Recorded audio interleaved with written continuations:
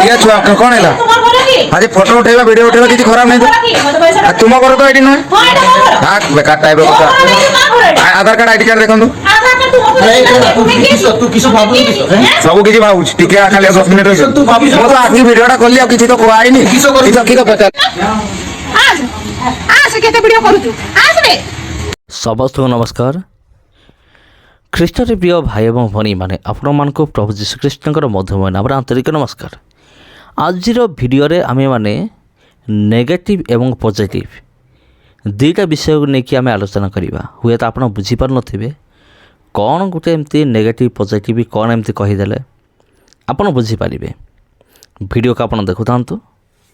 ये घटना हूँ मयूरभंज जिलार यहाँ हूँ घटना ये कौन है किसी भाई भनी माने से माने बसिकी प्रभु जीशुख्रीष्टर नाम से प्रार्थना करुले से उपासना आरंभ हेबार थिला से समय ख्रीष्टियान विरोधी माने पशिगले पशिकी से वीडियो तैयारी करने आरंभ कले।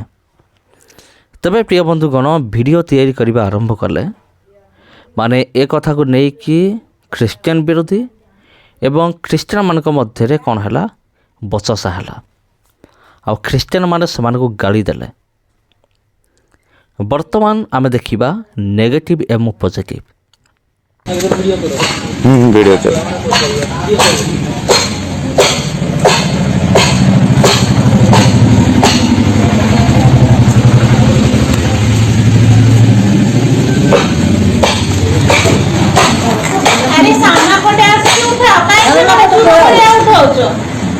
कौन है लगी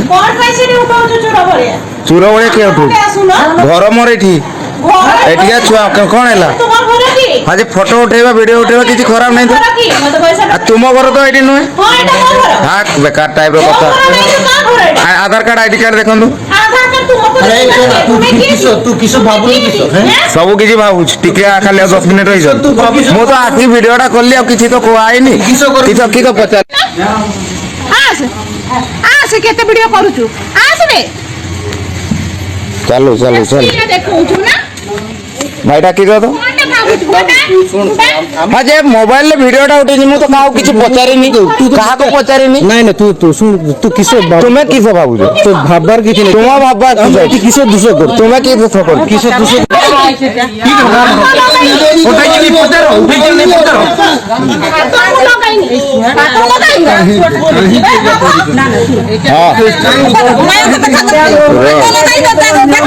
सब अच्छी अच्छी अच्छी पुलिस वाला पुलिस वाला टेंशन नहीं पुलिस वाला आसीचन रो व्यस्त होनी फोटो उठा पड़ा हमने हमको एकदम साला ना उड़म उड़म हाँ अबे गरम मोड़ जानवा दरकार मु किए बाबू केते आइले केते गल सेते दरमान रिसर्च कर कि तुम्हें ना एठी आमे आनाम लोक बाहर बाहर लोक केली आसी ओ तुम्हें पाख लोक है कि तुम्हें ई सब काम करो जो नहीं की काम करो जो आसना मारपीट लागवा आसना जूता खोली की मारबी जानतो ना मते भूल हाथटा दे देले मने रखी तुबो आ तुम्हें भी टारगेट रहिलो तुम पो को मु बंचाउतली हैं तोर हम तो भूल होची तो हमको बुझे तो हम बुझी देता पिटी न केते बार बार कथा कहतलो पिटी न आपण सुनंतु आसो बिल्कुल बसी करी कथा हुआ चलो हमको भी सिखा दो हमें भी सिखवा चलो ना गो काके की बड़ करी के जिया कोका नुए तुम्हें कोका एई रकम नीति मते आसी सम्मान देलो मु आसी वीडियोटा जस्ट कलियो सुन मोर कथाटा तेबे वर्तमान आम देखा नेगेटिव पॉजिटिव माने ठीक है ना भूल है एठिरे किए ठीक किए भूल दुईटा विषय को लेकिन आमे माने आलोचना करवा। देखो प्रिय बंधुगण एठी जतबले ख्रीष्टियान विरोधी जनक वीडियो तैयारी करुचंती एठी जन महिला आसंती से कौन करुचंती तांको गाली दउचंती तुम ये वीडियो तैयारी करुच कहीं जदि आम देखा भूलटा हूँ ख्रीष्टियान विरोधी मानकर प्रथम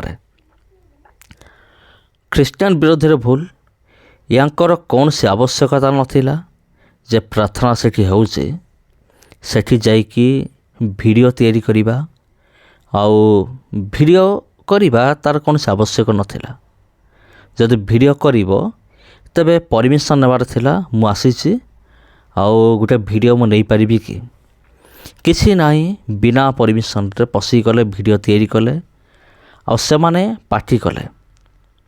ଠିକ୍ ଅଛି, ଏଇଟା ଗୋଟେ ଦୃଷ୍ଟିରୁ ଠିକ୍, ସେମାନେ କଲେ, ସେମାନେ ପାର୍ଟି କଲେ, ଏମାନେ ଭିଡ଼ିଓ ତିଆରି କରିବାଟା ଭୁଲ ହେଲା।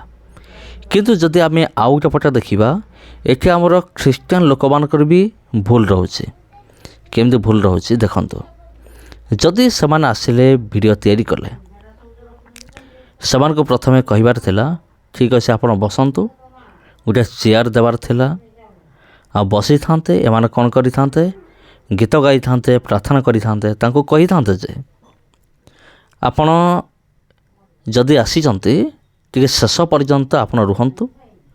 ଯଦି ଆପଣଙ୍କ ମନରେ କ'ଣ ସନ୍ଦେହ ହେଉଛି ଯେ ଆମେ କୌଣସି ଭୁଲ କାମ କରୁଛୁ, ଆଉ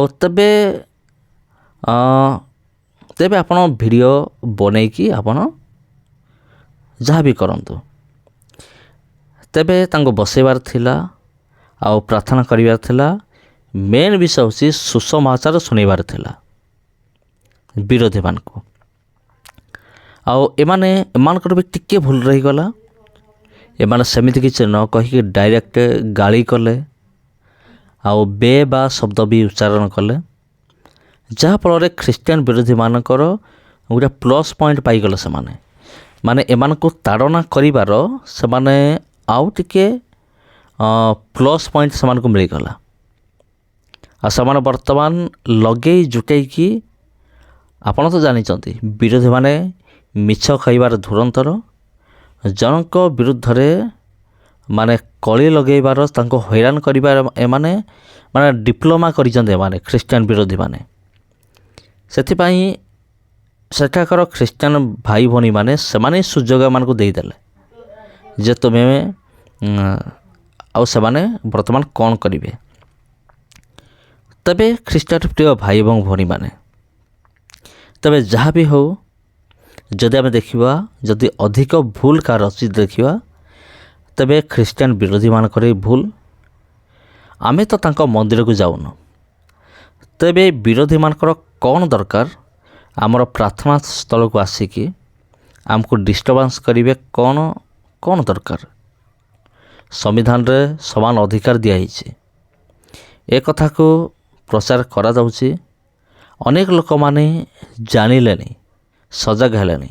କିନ୍ତୁ ଦୁଃଖର ବିଷୟ ହେଉଛି ଏମିତି କିଛି ଲୋକମାନେ ଅଛନ୍ତି ଯେଉଁମାନେ କି ଭାରତର ସମ୍ବିଧାନ ବିଷୟରେ ସେମାନେ ଜାଣନ୍ତି ନାହିଁ। ତେବେ ଏମାନଙ୍କ ନିମନ୍ତେ ପ୍ରାର୍ଥନା କରନ୍ତୁ। ବିଶେଷ କରି ମୟୂରଭଞ୍ଜରେ ଯେଉଁ ଘଟଣା ଘଟିଗଲା ସେଥି ନିମନ୍ତେ ପ୍ରାର୍ଥନା କରନ୍ତୁ। ନମସ୍କାର ପ୍ରିୟ ବନ୍ଧୁଗଣ, ଆଜି ପାଇଁ ଏତିକି। ପୁଣି ଭେଟ ହେବା ଆପଣଙ୍କ ସହିତ ଆଉ ଗୋଟେ ଭିଡ଼ିଓରେ, ଆଉ ଗୋଟେ ଅଧ୍ୟାୟରେ। ନମସ୍କାର।